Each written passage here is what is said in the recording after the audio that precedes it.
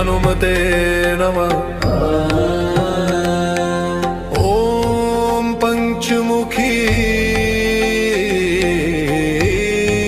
हनुमते नमः। पंचवक्त्रं महाभीमन् त्रिनेत्रं च महाबलं सिंहिकागर्भसम्भूतं हनुमन्तं नमाम्यहम्।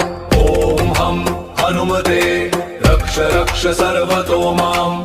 ॐ हं हनुमते रक्ष रक्ष सर्वतो माम्। पूर्वे हनुमान् कपिमुखधारी रक्षतु माम्। दक्षिणे नारसिंहवापुर्मां सदा पातु। पश्चिमे गरुडरूपवान् रक्षतु। उत्तरदिशि वराह